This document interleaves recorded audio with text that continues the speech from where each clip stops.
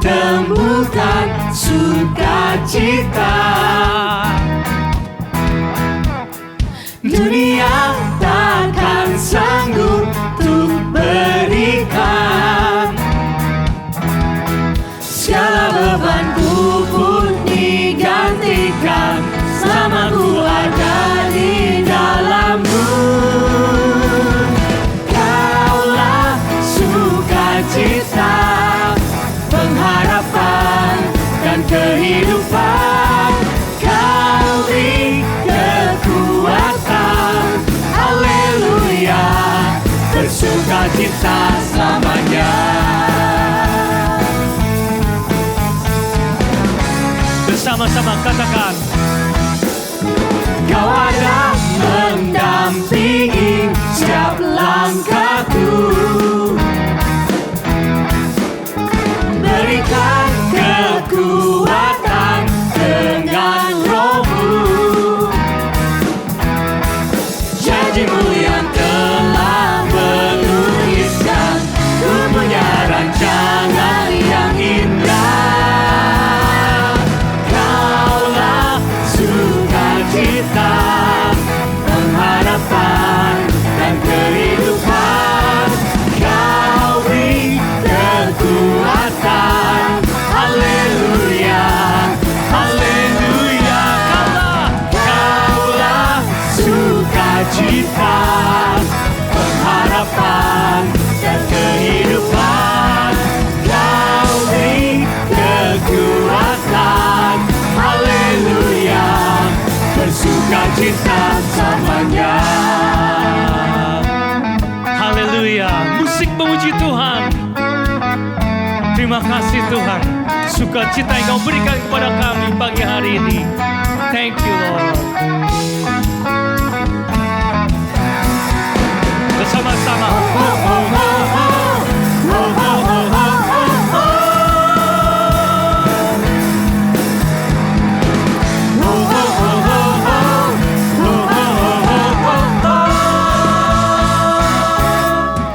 Kaulah sukacita, pengharapan dan kehidupan. Kau beri kekuatan, haleluya, haleluya. Kaulah sukacita, pengharapan dan kehidupan. Kau beri kekuatan, haleluya, bersukacita, haleluya, bersukacita, haleluya, bersukacita selamanya.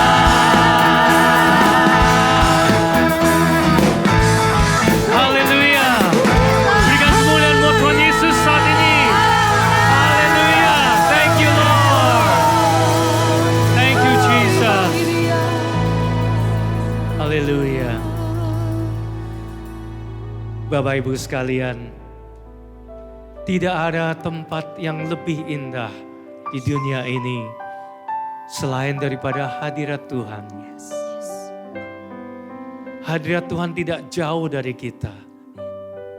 Hadirat Tuhan ada di dalam kita. Amin, amin. Pada saat kita datang menyembah Dia, kita boleh mendapatkan satu kekuatan yang baru. Yes.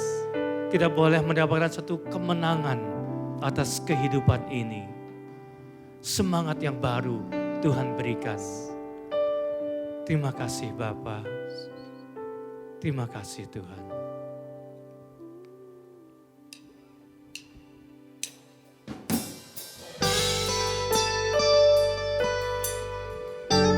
Mari kita sembah Dia di dalam roh dan kebenaran. Di dalam hadirat Dia ada kemenangan. Thank you Jesus.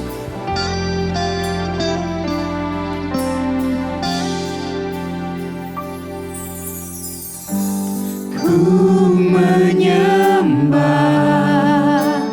dalam kudus hadirat-Mu, hampiri tata kasih karunia-Mu Bapa. Katakan kekuatanku. Kekuatanku hanya dalam hadirat-Mu,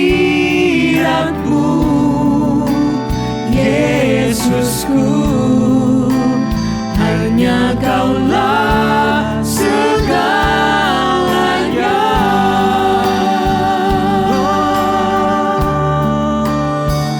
Ku yakin Kau hadir di sini, ku rasakan kuasa yang tak terbatas. Ku yakin Kau nyata di sini, kemenangan terjadi di sini. Haleluya, sembah Dia. Ku menyembah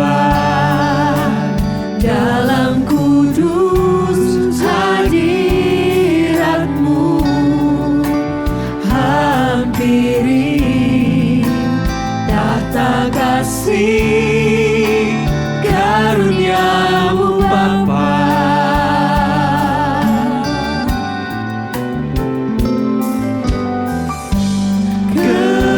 Kekuatanku hanya dalam hadirat-Mu, Yesusku, hanya Kaulah segalanya. Ku yakin Kau hadir di sini, ku rasakan kuasa yang tak terbatas. Ku yakin Kau nyata di sini, kemenangan terjadi di sini. Ku yakin Kau hadir di sini, ku rasakan kuasa yang tak terbatas. Ku yakin Kau nyata di sini, kemenangan terjadi di sini. Kanan segenap.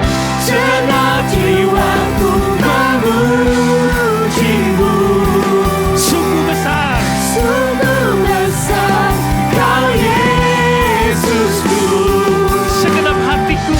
Segenap hatiku menyembah-Mu. Kau besar, Kau besar,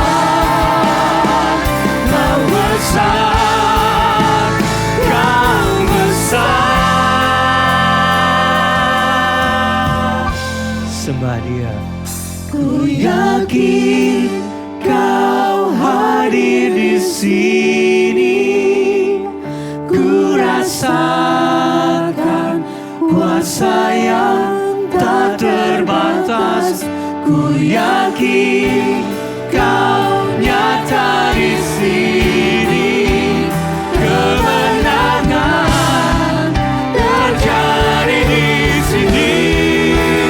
Ku yakin Kau hadir di sini, ku rasakan kuasa yang tak terbatas. Ku yakin Kau nyata di sini, kemenangan terjadi di sini, kesembuhan terjadi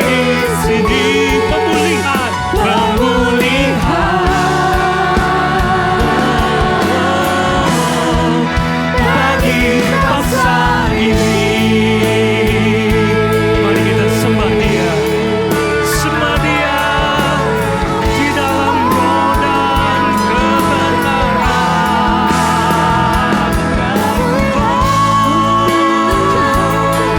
Haleluya, Engkau Allah yang baik, Engkau Allah yang kudus.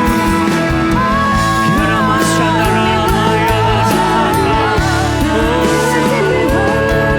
Engkau yang layak, Engkau yang layak, Jesus, Yesus. Sembah Dia. Ku yakin Kau hadir di sini, ku rasakan kuasa yang tak terbatas. Ku yakin Kau nyata di sini, kemenangan terjadi di sini, kesembuhan terjadi di sini, pemulihan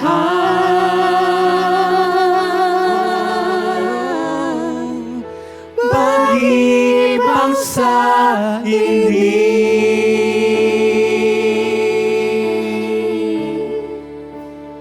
Mari masuk lebih dalam lagi dalam hadirat Tuhan. Terima kasih Tuhan. Di saat badai bergelora Tuhan, hadirat-Mu berkuasa. Hadirat-Mu memerintahkan. Tenang. Be still. Terima kasih Bapa. Kau teduhkan hati kami Tuhan saat ini. Thank you Lord. Jesus.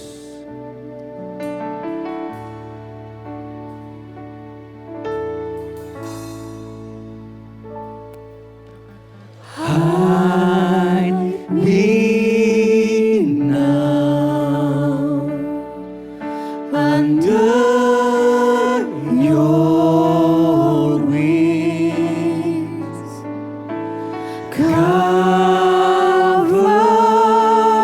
me within your mighty hands.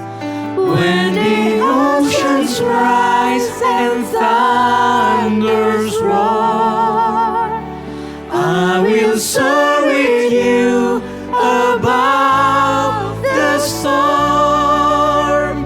Father, you are king over the flood. I will be still, know you are God. Katakan bersama-sama, find rest. Find rest, my soul, In Christ alone. in Christ alone. Know His power. Know His power. Thank you, Jesus.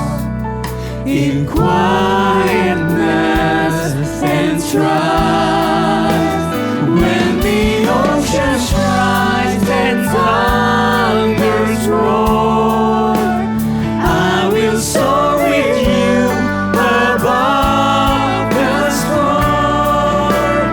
Father, you are King over the flood. I will be still, know you are God. When the oceans rise and thunders roar, I will soar with you above the storm. Father, you are King over the flood. I will be still, know you are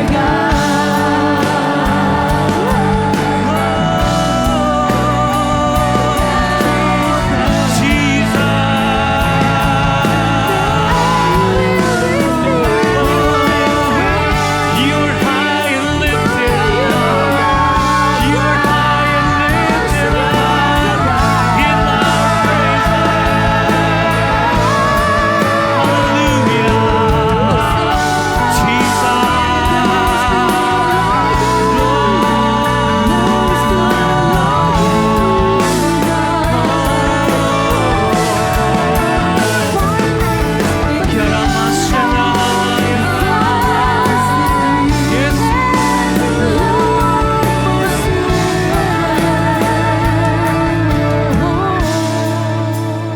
Di saat badai bergelora,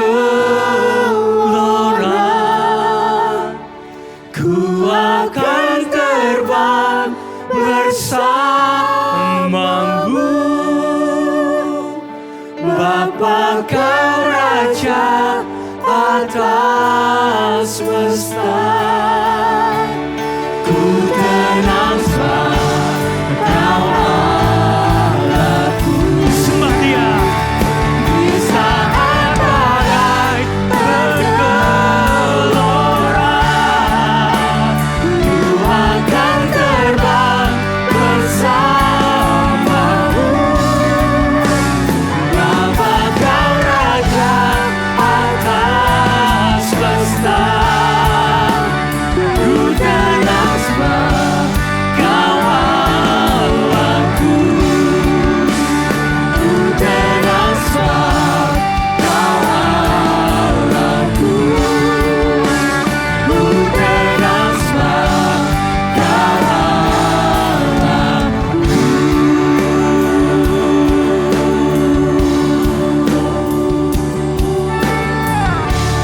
Haleluya.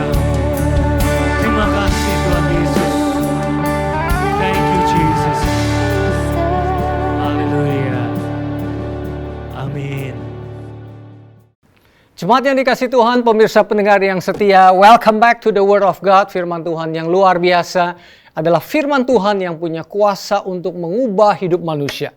Argumentasi manusia, hikmat duniawi tidak punya kuasa sama sekali. Kalaupun ada kuasa itu hanya kamuflase, hanya bayangan, hanya untuk sementara waktu saja. Tetapi hanya firman Tuhan.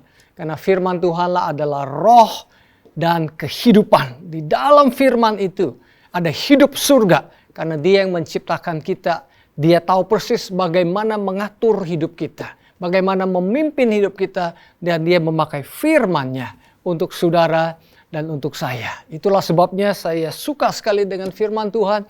Untuk saya pribadi dan memberitakan kabar baik untuk saudara semuanya. Dan satu hal saudara, sebelum saya mulai ada kabar baik. Gereja kita akan dibuka kembali secara fisik minggu depan, November 15 hari Minggu. Kita sekaligus akan merayakan hari ulang tahun yang ke-20. Nanti detailnya Kerry akan WA gembala kepada kita semuanya. Satu hari, in fact minggu yang lalu hari Sabtu, Yudi Chandra dia bertanya sama saya pada waktu kita mulai secara transisi membuka gereja kita secara fisik dalam bentuk Saturday gathering. Dia tanya saya, Pastor Kong, bagaimana perasaan kamu pada waktu kamu datang? Was-was nggak? Khawatir nggak? Bagaimana perasaan kamu? Saya jawab dengan jujur, saudara. Saya merasakan ada satu milestone, ada satu progres di dalam saya bersama dengan para penatua dan beberapa daripada saudara untuk mengambil otoritas yang Tuhan sudah berikan kepada kita. Kita ingin proklaim kepada dunia bukan dengan kesombongan, tetapi bahwa kuasa nama Tuhan Yesus lebih daripada pandemi apapun. Sekali lagi bukan dengan kesombongan, kami tetap memperhatikan protokoler kesehatan yang digarisbawahi oleh pemerintah, tapi juga kami exercise otoritas yang Tuhan Yesus sudah berikan kepada saudara dan kepada saya. Dan saya juga didukung sama para penatua, mereka satu hati bersama-sama, mereka bilang kita juga akan hadir, walaupun sebagian sudah mencapai usia tertentu. Dan saya juga dikuatkan oleh kesaksian daripada papanya Pastor Agus Rianto, bagaimana dalam usia 81 tahun masih minta datang untuk ke gereja, saudara. Luar biasa. Dan juga saya dikuatkan oleh firman Tuhan di Ibrani 10 ayat 25. Yang berkata bahwa semakin hari Tuhan semakin mendekat. Kita tahu hari-hari ini adalah hari-hari di mana kita sadar bahwa tanda-tanda zaman sudah kita saksikan bahwa Tuhan akan datang semakin, atau maksud saya tidak lama lagi. Saya tidak berani tentukan kapan tanggalnya dan tidak ada yang berani tentukan kapan. Tapi kita semua sadar bahwa Tuhan akan segera kembali. Dan semakin dekat hari itu berarti mestinya kita semakin sering berkumpul dengan tujuan untuk menguatkan satu dengan yang lain. Itu ditulis oleh Ibrani 10 ayat 25. Namun pandemi ini mencoba untuk menghalang-halangi kita untuk ketemu. Jadi saya dikuatkan dengan firman Tuhan ini. Oleh sebab itu saya mengajak saudara untuk do not fear. Jangan takut terhadap keadaan.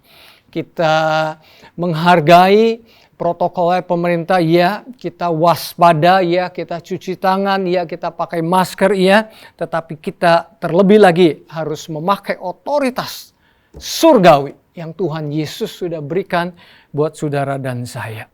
Saudara, minggu-minggu yang terakhir ini saya menonton ada video tentang seorang polisi.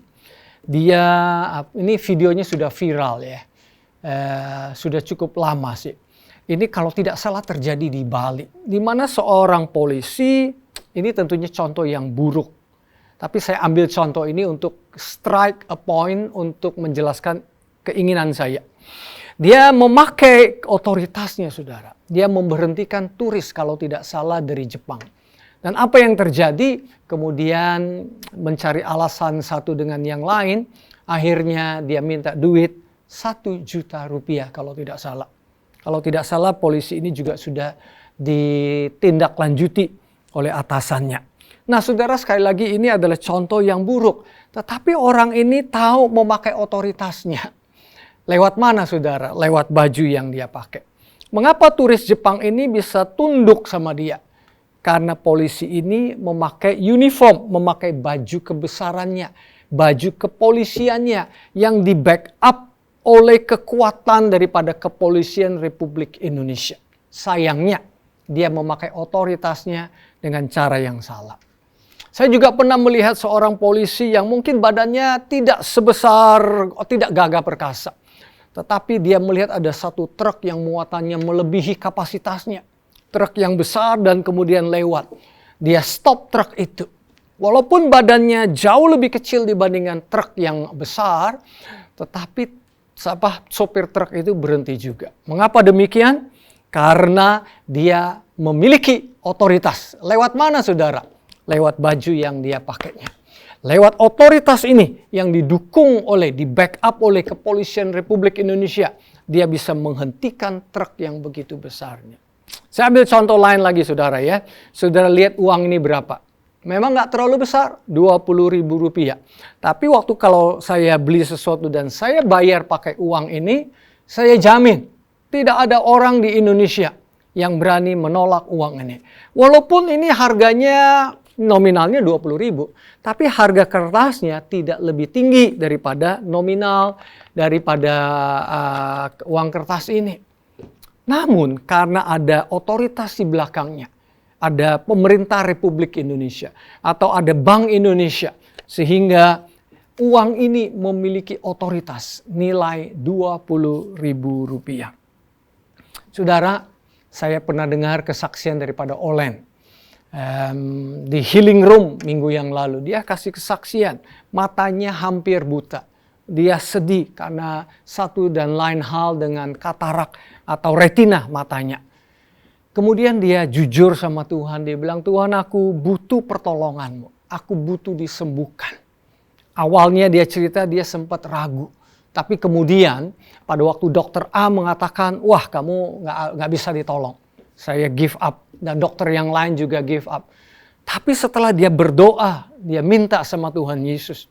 Kemudian salah satu gembala kita membawa dia ke rumah sakit mata. Kemudian dokter yang ahli memeriksanya. Dan berkata, loh mata kamu nggak apa-apa. Kenapa kamu datang ke sini? Giliran Olen yang kaget. Loh Tuhan, saya baru berdoa kira-kira 10 hari yang lalu. Begitu cepatkah Engkau menyembuhkan saya? Kadang-kadang kita ragu apa yang kita doakan itu sebenarnya punya otoritas. Karena nama Tuhan Yesus adalah nama yang penuh dengan otoritas. Mungkin Olen ragu pada awalnya. Tapi akhirnya dia percaya bahwa Tuhan Yesus lewat kayu salibnya punya kuasa yang lebih besar daripada sakit penyakit. Punya kuasa yang lebih besar daripada kematian sekaligus. Dan Tuhan Yesus saudara dan Tuhan Yesus saya adalah Tuhan yang luar biasa. Saya bacakan di Kolose 2 ayat 15 saudara. Ayat yang luar biasa. Kemudian Yesus menjadikan semua kuasa dan kerajaan kegelapan menjadi tontonan di depan umum. Dan dia melucuti setiap senjata dan semua otoritas dan kuasa rohani mereka yang dipakai untuk mendakwah kita. Dan dengan kuasa salib, Yesus mengarak mereka berkeliling sebagai tawanan dalam prosesi kemenangan. Dia bukan tawanan mereka. Merekalah tawanan Tuhan Yesus Kristus. Ayat ini luar biasa, saudara. Saya membacanya dari TPT Translation dan memberikan saya pengertian yang lebih dalam lagi. Di situ dikatakan si iblis strip away, dilucuti saudara, ditelanjangi saudara. Ditelanjangi dari semua senjata dan semua otoritas yang mencoba untuk mendakwa kita, untuk mencelakakan kita, dan 101 cara iblis yang ingin menghancurkan kita, dia sudah dikalahkan oleh Tuhan Yesus. Bahkan Kolose 2, Rasul Paulus itu menceritakan bagaimana kekalahan iblis ini keren sekali. Coba saya bacakan lagi. Yesus menjadikan semua kuasa dan kerajaan kegelapan menjadi tontonan di depan umum, saudara. Itu cara Tuhan Yesus mengalahkan si jahat, Kolose 2 ayat 15. Dan dia melucuti, menelanjangi setiap senjata dan semua otoritas dan kuasa rohani yang mereka yang dipakai untuk mendakwah kita. Tuhan Yesus tidak mendakwah kita. Iblis yang mendakwah saudara dan saya. Dan dengan kuasa salib, Yesus mengarak mereka berkeliling sebagai tawanan dalam semua prosesi kemenangan supaya ditonton oleh seluruh penduduk negeri tersebut. Wah, luar biasa. Luar biasa. Bagaimana caranya saudara memandang kayu salib, saudara? Ada dua cara pandang. Satu orang jahat yang di sebelah Tuhan Yesus. Ingat Tuhan Yesus pada waktu dia disalib, di sebelah kiri dan kanannya ada orang jahat juga, perampok juga yang disalib bersama-sama dengan Tuhan Yesus. Salah satunya itu ngenyek sama Tuhan Yesus. Salah satu dari dua orang ini tidak menganggap Tuhan Yesus punya otoritas. Tidak menganggap dia itu orang hebat. Dia bilang begini, kurang lebih bahasa Jakartanya gini. Katanya lu ini Kristus, lu juru selamat nih. Ayo dong, buktiin sekarang. Kamu sekarang ada di sini kayak kita berdua. Buktiin kalau lu punya kuasa. Kalau benar-benar lu punya kuasa nih, coba turunkan dirimu dari kayu salib ini. Dan bebaskan kami semua. Lepaskan kami semua. Katanya kamu pernah nyembuhin orang sakit. Katanya kamu pernah bangkitin orang mati. Mana buktinya? Sekarang kamu ada di sini bersama-sama dengan kita. Tentunya saya buat versi yang lebih panjang ya saudara ya. Itulah persepsi paradigma daripada salah satu penjahat. Dianggap Tuhan Yesus itu tidak ada apa-apanya. Malah sama seperti mereka sebagai victim, sebagai korban dari dunia ini. Tetapi ada satu orang, dan saya percaya banyak orang lain. Ini salah satunya adalah Rasul Paulus. Rasul Paulus itu tidak ada di dalam peristiwa tersebut. Dia belum pernah lihat Tuhan Yesus disalib. Dia belum kenal Tuhan pada saat itu. Tetapi oleh pewahyuan daripada Roh Kudus, Rasul Paulus tahu siapa Tuhan Yesus. Rasul Paulus menulis di Kolose 2 ayat 15. Kemudian Yesus menjadikan semua kuasa dan kerajaan kegelapan menjadi tontonan di depan umum. Dan Tuhan Yesus melucuti setiap senjata dan semua otoritas dan kuasa rohani mereka yang dipakai untuk mendakwa saudara dan saya. Perhatikan ayat yang berikutnya. Dan dengan kuasa salib, bukan dengan kuasa yang lain.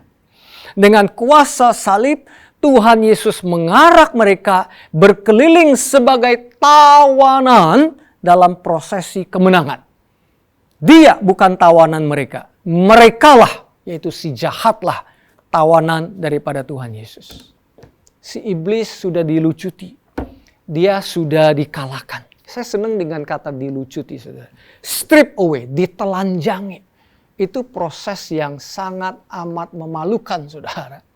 Ditelanjangi berarti nggak punya apa-apa. Saudara tahu nggak? Si iblis itu mencoba menelanjangi Tuhan Yesus di kayu salib. Tuhan Yesus nggak pakai apa-apa di kayu salib. Ditelanjangi, dipermalukan dengan cara yang amat sangat. Iblis berpikir dia sudah menang terhadap Tuhan Yesus. Sebenarnya iblis tidak sedang menelanjangi Tuhan Yesus.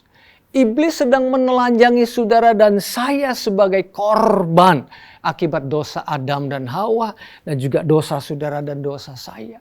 Sebenarnya yang ditelanjangin itu bukan Tuhan Yesus. Dia tidak bisa ditelanjangi. Tetapi dia mengambil posisi saudara dan saya yang seharusnya ditelanjangi. Dengan kata lain, dia merelakan dirinya ditelanjangi oleh si iblis karena dosa dan pelanggaran Adam dan Hawa dan juga dosa dan pelanggaran saya. Tetapi pada hari ketiga dia bangkit dari antara orang mati. Salib yang merupakan simbol kekalahan menurut versi iblis. Menurut versi salah satu penjahat Tuhan yang sebelah Tuhan Yesus.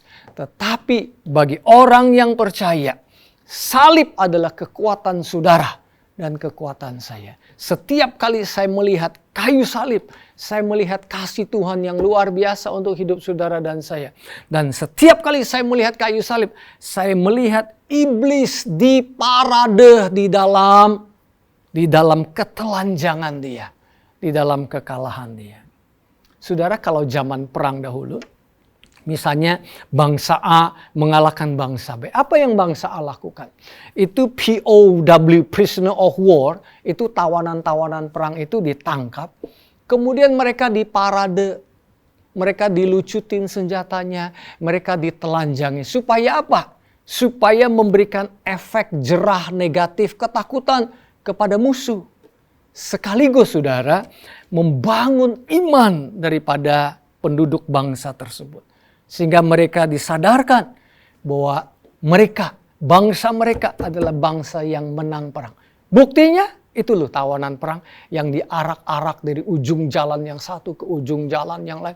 Keliling kota supaya seluruh penduduk kota tersebut, kalau perlu seluruh penduduk negeri tersebut melihat dengan jelas.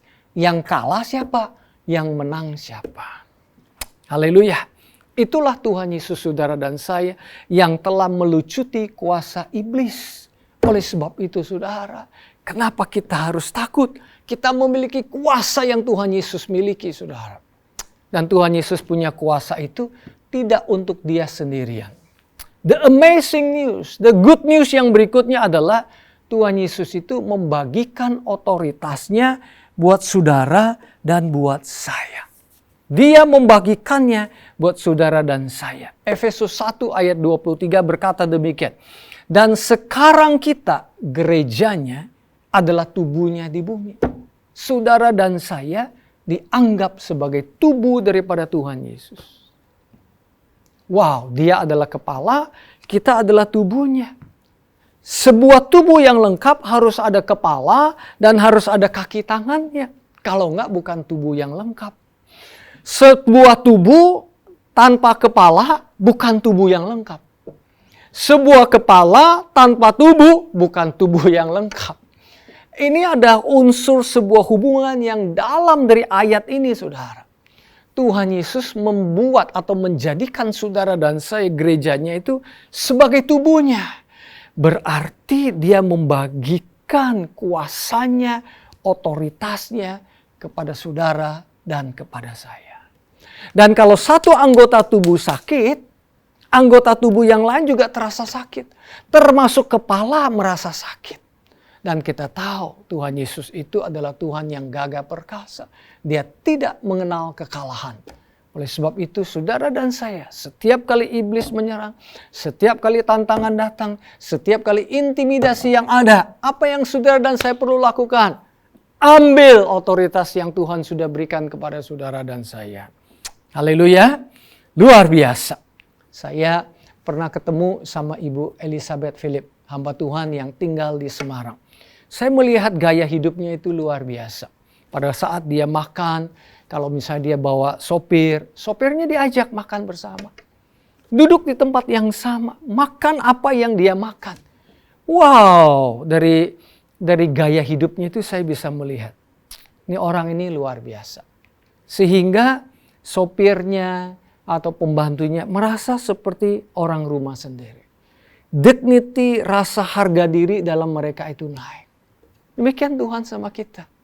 Walaupun kita manusia biasa, dia adalah Tuhan, tetapi saudara dan saya dijadikan putra-putri kerajaan dia yang luar biasa.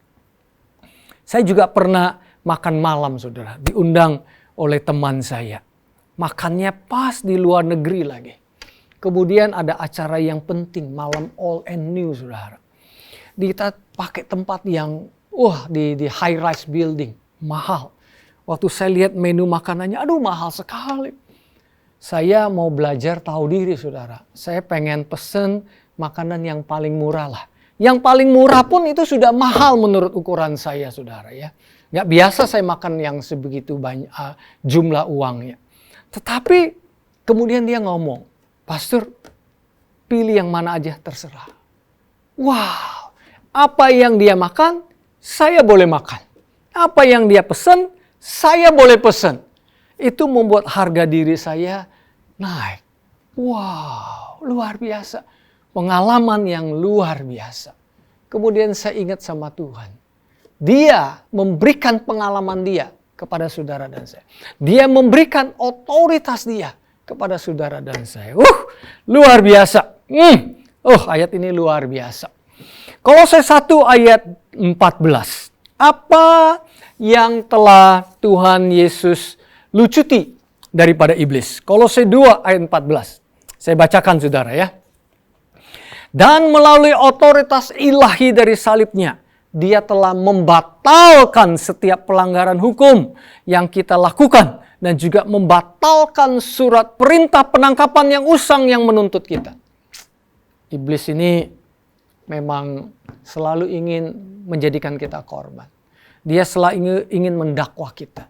Dia selalu ingin menuntut kita. Memang ada benarnya dia karena kita sudah menjadi orang berdosa dari Adam dan Hawa. Kita hidup di dalam manusia yang lama. Jadi itu memang resiko di dalam hidup kita. Tapi puji Tuhan. Puji Tuhan.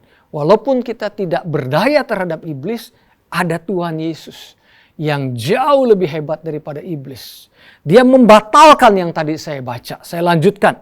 Dia sudah menghapus semuanya. Itu Tuhan Yesus tuh. Dosa-dosa kita, jiwa kita yang bernoda, termasuk perasaan bersalah kita di situ. Condemnation, guilty feeling kita. Dan kegagalan kita yang memalukan dalam mentaati hukum-hukumnya. Hukum Taurat itu kudus. Tetapi kita tidak sanggup untuk memenuhi hukum Taurat ini. Karena kita berasal dari darah dan daging. Raw material kita adalah dari keturunan Adam dan Hawa. Tetapi tidak sampai di situ, saudara. Tuhan Yesus sudah membatalkan. Dan dia menjadikan kita makhluk ciptaan yang baru. Di dalam Kristus Yesus. Keren gak, saudara? Dia sudah menghapuskan semuanya. Dan itu tidak dapat dikembalikan lagi. Segala sesuatu dari dia, dari kita yang dulu, yang di dalam Adam sudah ditempatkan di salibnya. Manusia lama kita, nature kita yang lama, keinginan kita yang lama, manusia kita yang lama, yang penuh dengan segala kekalahan, sudah disalibkan. Dan dipaku secara permanen di sana sebagai tontonan umum pembatalan. Jadi saudara, setiap kali si iblis memberitahukan kelemahan saudara, saya tahu di dalam hidup ini ada tantangan dan ada godaan. Ada kalanya kita lupa, ada kalanya kita bisa jatuh, ada kalanya kita bisa berdosa lagi. Tetapi kekuatan saudara bukan melihat kepada flesh saudara. Kekuatan saudara tidak melihat kepada kemampuan saudara. Kekuatan saudara datangnya dari kayu salib. Kekuatan saudara dan saya datangnya daripada otoritas Tuhan Yesus. Kekuatan saudara dan saya lahir dari pengorbanan kayu salib Tuhan Yesus di atas kayu salib yang sempurna membatalkan semuanya. Sehingga setiap kali iblis mengingatkan saudara akan kelemahan saudara, mengingatkan saudara akan kekalahan saudara, mengingatkan saudara akan rasa malu saudara, sekarang saudara dan saya punya hak untuk menutup mulutnya dia, untuk berkata, "Hei iblis, engkau sudah kalah oleh salib Kristus Yesus. Engkau sudah ditelanjangi oleh Tuhan Yesus dan menjadi tontonan umum." Dan jangan lupa akan peristiwa itu saudara. Luar biasa. Kolose 2 ayat 10 ini lebih mengagetkan lagi. Dan di dalam Kristus Yesus, di dalam Dia, kita menemukan kesempurnaan kita. Kita boleh loh sebut kita orang sempurna. Di dalam Kristus Yesus. Nggak di dalam kekuatan saya. Itu kata Tuhan Yesus. Itu kata Rasul Paulus. Kalau sudah mau protes, silakan protes sama Rasul Paulus. Kita sepenuhnya dipenuhi oleh Allah saat kepenuhan Kristus meluap di dalam kita. Dia adalah kepala dari setiap kerajaan dan otoritas di alam semesta ini. Luar biasa sekali janji Tuhan. Oleh sebab itu saudara, mari kita hidup dengan tidak melihat pandemi ini. Mari kita hidup dengan tidak melihat segala intimidasi yang ada di dunia ini. Tetapi mari kita hidup dengan kekuatan dari surga. Mari kita hidup dengan otoritas yang Tuhan sudah berikan buat saudara dan buat saya. Luar biasa. Semangat saya saudara. Saya semangat bukan karena saya semangat, tapi saya semangat karena melihat kasih Tuhan yang luar biasa yang sudah Dia berikan kepada saudara dan saya. Pastor Kong, zaman pandemi ini gak usah ngomong yang rohani-rohani, Pastor. Ngomong yang duit dikit boleh gak, Pastor? Boleh gak? Soalnya masalah kita sekarang ini selain sakit penyakit ini adalah duit nih. Karena ada PHK, ya, ada kontraksi di dalam ekonomi dan banyak hal-hal yang negatif nih. Bagaimana dengan bisnis masa depan? Oh iya. Saya mengerti dan saya ingin kasih saran saudara. Di tengah-tengah keadaan seperti ini, belajar seperti yang dilakukan oleh Pak Frederick Pinakunari yang saya lakukan talk show dengan beliau minggu lalu. Apa yang beliau lakukan? Masih ingat nggak? Waktu saya wawancara dia 3 bulan yang lalu, dia juga mengalami seperti orang lain ngalami, nggak punya klien dan lain sebagainya. Tapi saya senang dengan cara dia berpikir. Bahwa sumber daripada kekuatan dia, sumber daripada berkatnya itu datang dari surga. Jadi dia ambil banyak waktu membaca firman Tuhan. Jangan bilang itu tidak rohani, saudara. Jangan bilang itu tidak aplikasi dalam kehidupan jasmani. Dia ambil waktu di dalam menyembah Tuhan. Diambil waktu. Baca firman, renungin firman Tuhan, dan baca firman Tuhan, dan menyembah Tuhan. Dan saudara dengar sekali kesaksiannya, bahwa sekarang ini dia kepenuhan dengan klien. Mungkin nggak terjadi? Mungkin, saudara. Kenapa tidak? Katanya kita percaya dia adalah Sang Pencipta. Katanya kita percaya dia sumber berkat kita. Katanya kita percaya kita mencari dahulu kerajaannya. Nah, inilah saatnya kita membuktikan. Inilah saatnya Tuhan ingin buktikan kepada saudara dan saya. Amin, saudara. Ya, saya tutup dengan cerita ini. Saya tutup dengan Matius 17 ayat 24 ayat sampai 27. Judulnya adalah mukjizat sebuah koin di dalam mulut ikan. Saudara sudah tahu kira-kira ceritanya. Tapi saya bacakan. Setibanya mereka di Kapernaum, para pemungut pajak bait Allah mendekati Petrus di batu karang dan bertanya ayat 24, apakah gurumu membayar pajak untuk pemeliharaan bait Allah seperti kami yang lain? Ayat 25, tentu saja dia membayar, jawab Petrus. Ketika Petrus di batu karang berjalan masuk ke rumah dan sebelum dia sempat berbicara, Tuhan Yesus berkata kepada dia, Petrus, aku mempunyai satu pertanyaan untukmu. Siapa yang membayar siapa yang membayar bea atau pajak kepada seorang raja?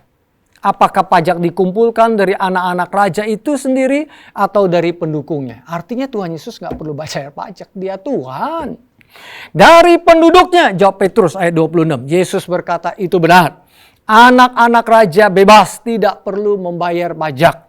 Ayat 27, tetapi supaya kita tidak membuat mereka marah, pergilah ke danau dan lemparkanlah kailmu, dan ikan pertama yang muncul ke permukaan akan ada sebuah koin di mulutnya, nilainya tepat sejumlah yang harus kamu bayarkan sebagai pajak bait Allah untuk kita berdua. Amazing gak cerita ini, saudara? Ini cerita rohani apa enggak? Ini cerita rohani sekaligus jasmani. Ini cerita tentang duit, saudara. Mana mungkin si ikan bisa ada koin di mulutnya? Nggak masuk akal. Kemungkinannya adalah 1 dari 1 juta mungkin. Atau 1 dari 10 juta. Tetapi yang kemungkinan kecil itu Tuhan Yesus bisa buat hidup saudara dan saya.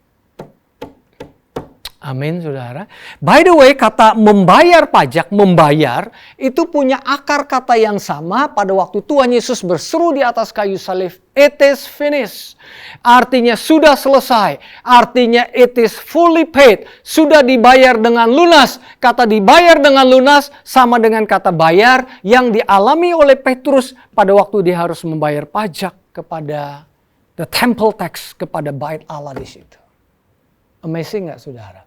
Jangan meragukan otoritas Tuhan di dalam setiap kehidupan saudara dan saya. Apakah otoritas untuk kesembuhan dari sakit penyakit? Apakah otoritas untuk kehidupan sehat? Atau otoritas di dalam setiap usaha, pekerjaan, pelayanan, dan bisnis saudara? Haleluya! Di saat-saat sekarang ini, saudara, bukan saatnya untuk kita meratapi nasib kita. Bukan saatnya kita diintimidasi oleh si jahat. Tapi saatnya kita bangkit dan berkata, Tuhan Yesus memberikan otoritasnya di dalam hidup saya. Dan saya katakan bisnis saya, pelayanan saya, apa yang saya lakukan berhasil. Kenapa? Karena otoritas Tuhan, karya Tuhan, kebaikan Tuhan, anugerah Tuhan, belas kasih Tuhan menyertai saya bersama dengan keluarga saya di dalam nama Tuhan Yesus Kristus. Amin. Bapak, aku berdoa untuk pemirsa, pendengar yang setia, jemaat yang dikasihi Tuhan. Hari ini kami boleh mengambil otoritas yang Tuhan sudah berikan kepada kami. Pandemi boleh menyerang, angin ribut boleh datang. Tetapi kami berdiri tegak atas dasar kebenaran firman-Mu yang tidak pernah terintimidasi oleh apapun. Justru engkau sudah melucuti si iblis. Engkau melucuti segala tipu daya dia. Engkau membuat dia telanjang ya Tuhan. Sehingga dia tidak punya kuasa kuasa atas hidup kita. Dan kalaupun ada tantangan dan rintangan saat ini yang terjadi, kami bangkit di dalam nama Tuhan Yesus. We exercise, kami mengambil otoritas yang Tuhan berikan di dalam setiap kehidupan kami, di dalam nama Tuhan Yesus Kristus. Diberkatilah bisnis kami, diberkatilah usaha kami, diberkatilah pekerjaan kami, diberkatilah kreativitas kami, diberkatilah kami keluar, diberkatilah kami ke dalam. Dalam nama Tuhan Yesus, diberkatilah shalom menyertai kami, kesehatan kami, di dalam nama Tuhan Yesus Kristus. Amin. Saya senang dengan firman Tuhan ini, saudara. Luar biasa. Pemirsa yang dikasih Tuhan, pendengar yang setia, Tuhan punya otoritas untuk membawa saudara ke surga. Iblis punya otoritas membawa saudara ke neraka. Tapi dengan otoritas Tuhan, iblis tidak sanggup membawa saudara ke neraka. Kalau saudara mau percaya sama Tuhan, ikutin doa saya. Katakan Tuhan Yesus, katakan Tuhan Yesus. Hari ini, aku membuka hatiku. Aku terima Engkau sebagai Tuhanku dan sebagai juru selamatku.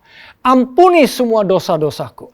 Ampuni semua pelanggaranku. Dan sekarang, jadikan aku putra-putri kerajaan surga.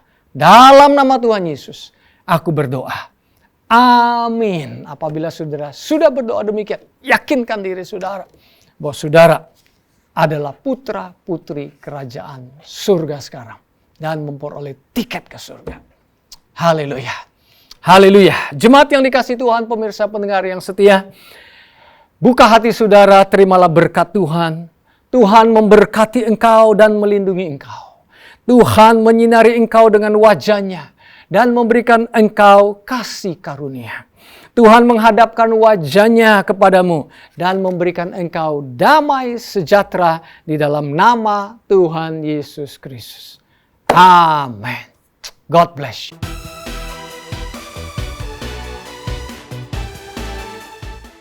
Terima kasih karena saudara baru saja menyaksikan ibadah streaming Jakarta City Blessing. Bagi saudara yang ingin memberikan kesaksian, sharing-sharing, ataupun butuh bantuan doa, saudara dapat menghubungi nomor di bawah ini. Ada sebuah ungkapan yang berkata, hadiah adalah suatu ungkapan yang menunjukkan rasa kedekatan seorang keluarga, seorang sahabat, seorang teman, seorang ayah. Suatu hubungan yang sangat dekat. Dan Bapa di surga telah memberikan kita hadiah yang luar biasa, yaitu Yesus Kristus sebagai ungkapan rasa kedekatannya kepada kita. Nah, karena hadiah yang kita terima itulah sehingga kita dapat memberikan persembahan, perpuluhan, dan buah sulung kita dengan penuh ucapan syukur dan penuh sukacita. Selamat memberi, Tuhan Yesus memberkati.